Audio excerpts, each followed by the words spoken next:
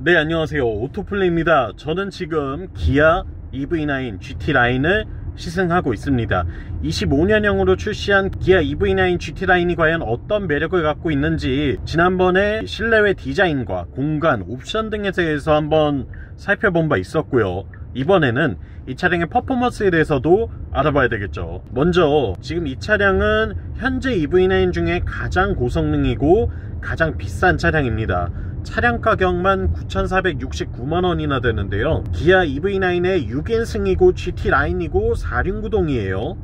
여기에 스타일과 듀얼 썬루프, 릴렉션 컴포트 시트, 그리고 빌트인 캠, 하이테크 등의 옵션을 모두 다 추가한 차량이죠. 앞, 뒤 모두 듀얼 모터가 탑재되면서 전기 모터로 최고 출력 385마력을 내고요. 최대 토크가 무려 71.4kg 포스미터를 냅니다. 일반 EV9이랑 스펙이 좀 다른데요? 라고 하실 텐데 맞아요. GT 라인은 특별하게 토크가 더 높습니다. 부스트라고 부르는 기능을 통해서 전륜 모터의 토크를 더 높였어요. 기존의 EV9이 61.2kg 포스미터의 토크를 냈었는데 GT 라인은 71.4kg 포스미터로 무려 10.2kg 포스미터나 더 출력이 올라갔습니다. 그 결과 제로백 수치가 6초에서 5.3초로 줄어들었거든요. 제로백을 무려 0.7초나 앞당기는 경우는 사실 굉장히 큰 폭의 성장이라고 할 수 있겠죠. 때문에 훨씬 더 경쾌하고 더 가볍게 나간다는 느낌이 있고요. 분명히 이 제로백 5초대가 된다는 건 확실하게 훨씬 더 강력한 달리기 성능을 내는 지표가 됩니다. 저도 실제로 타고 다녀보니까 이거 좀 너무 과한데 라는 생각이 들 정도로 진짜 시원시원하게 쭉쭉 뻗어나가더라고요. 가속 페달에 언제든 힘만 주면 팍팍 튀어나가는 걸 볼 수가 있는데 이게 운전하기 진짜 재밌기는 하거든요. 근데 이제 또 반대로 생각을 해보면 운전이 조금 서툰 분들에게는 오히려 위험한 출력이 될 수도 있겠다라는 생각도 같이 들었습니다. 그렇기 때문에 양날의 검인 것 같아요. 이 부분 참고하시면 좋을 것 같고요. 지금도 뭐 이렇게 순간적인 추월 가속력을 확보하는 데 있어서는 언제든지 시원시원하게 튀어나가는 모습을 볼 수가 있어요. 때문에 뭐 출력 면에서는 전혀 아쉽지 않고요. 이 차가 지금 2.6톤이 넘거든요. 엄청난 무게인데도 불구하고 차체 무게가 거의 느껴지지 않을 정도로 가볍게 나갑니다. 향후에 출시될 EV9 GT가 이 정도라면 제로백 4초대 충분히 기록할 것 같거든요. 그 차가 얼마나 무섭게 세팅될지가 더 기대가 되기도 하네요. 그리고 기아 EV9은 일반 코일오버 방식의 유압 서스펜션을 탑재하고 있습니다. 맥퍼슨 스트럿의 멀티링크 구조를 가지고 있는데 사실 뭐 특별한 건 없어요. 전자제어 댐퍼가 있는 것도 아니고 특별히 이 서스펜션 구조에 있어서는 다른 게 없습니다. 다만 이제 최신의 EGMP 플랫폼을 탑재하고 있는 차량이죠.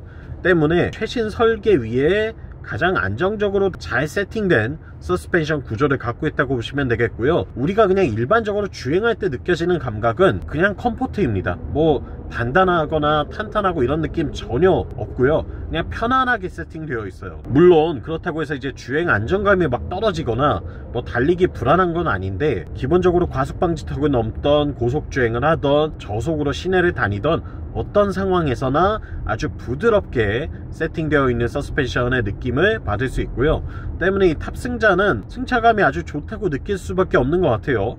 다만 독일차나 좀 스포츠카에 적응이 되어 있는 분이라고 한다면 이거 왜 이렇게 물렁물렁해 라고 생각하실 수는 있을 것 같아요. 또한 이제 막 고속주행을 엄청 즐기거나 또는 와인딩을 즐기는 분이라고 한다면 격하게 이제 코너를 파고들고 돌아 나갈 때에는 차가 좀 뒤뚱거리는 느낌이 있을 수 있거든요. 그런 부분에서는 불안하다고 느낄 수 있을 겁니다. 다만 이제 차체 거동이 문제가 생길 정도로 엄청나게 나빠지는 건 아니거든요. 그렇기 때문에 이 차의 성격을 고려해서 적절하게 달려준다면 전혀 불안할 일은 없겠다라고 생각하시면 될 것 같아요. 다만 승차감은 아주 부드럽습니다.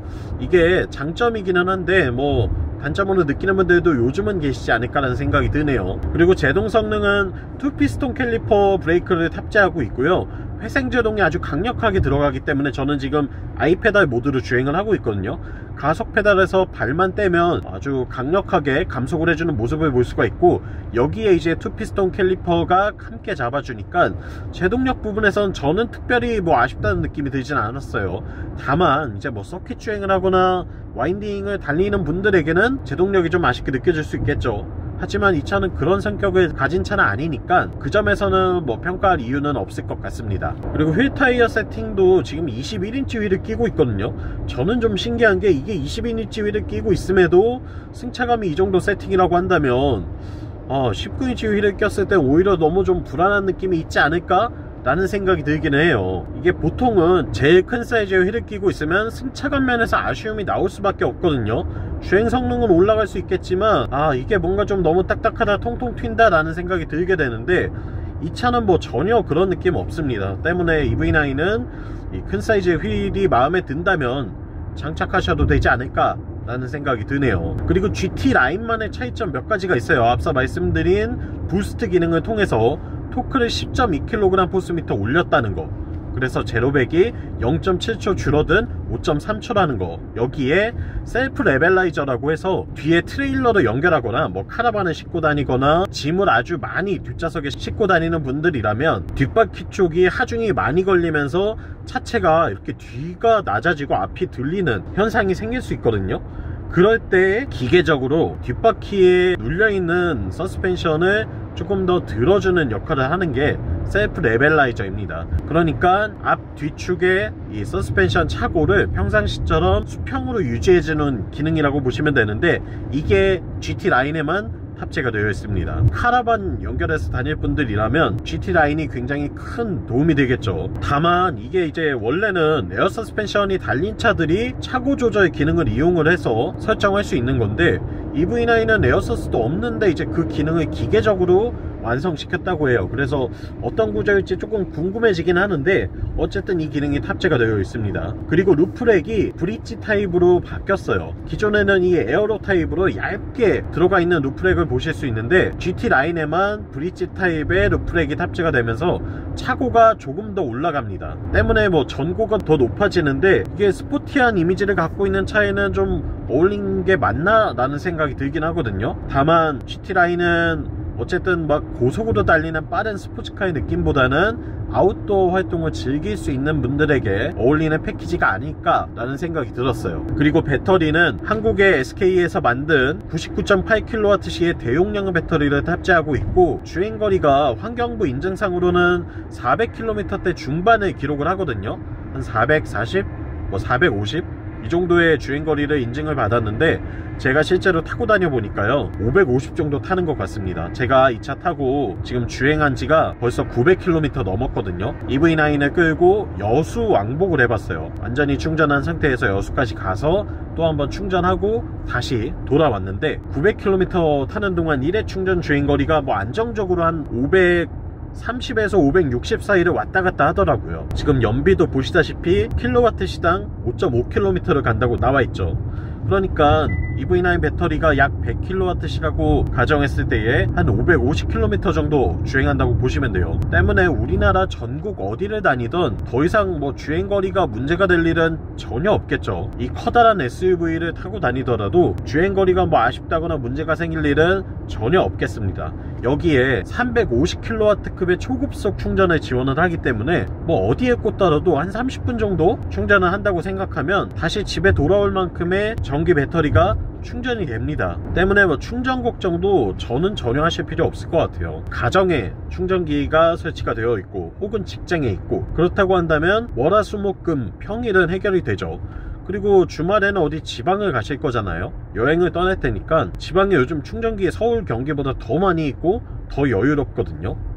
뭐 100kW급에 꽂으면 1시간 정도, 200kW급에 꽂으면 한 40분, 그리고 350kW급에 꽂으면 2-30분이면 충전이 다 되니까 전기차를 타면서 충전 걱정을 한다는 건 사실 말도 안 되는 소리입니다. 아직까지 전기차를 경험하지 않은 분들이 더 많이 계시기 때문에 이런 걱정을 하실 수 있는데 전혀 고려하실 필요 없는 문제이기 때문에 한쪽에 치워 놓으셔도 무방할 것 같아요.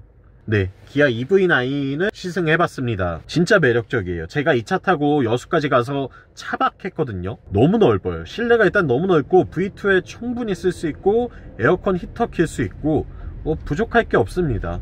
차 안에서 잠시 잠을 자기에는 더할 나위 없이 최고의 차라는 생각이 들고요. 일단 1열 시트를 건드릴 일이 없었어요. 보통의 차들이라면 1열 시트를 막 앞으로 최대로 밀고 2, 3열 다 풀플랫 폴딩을 하고 여러가지 노력을 통해서 이렇게 하면 뭐 180인 분들이 누울 수 있어요, 뭐 다리를 살짝 구부리면 누울 수 있어요 라는 이야기들이 많이 나오는데, 기아 EV9은 1열 시트를 그냥 이 상태에서 건드릴 필요 전혀 없이 2, 3열 폴딩만 해주면 키가 진짜 큰 분들이라고 하더라도 전혀 걱정 없이 이 차에서 차박을 할 수 있다는 거, 차 크기가 크다는 게 진짜 엄청난 매력이 된다는 걸 전기차 시대가 되니까 확실하게 느끼고 있습니다.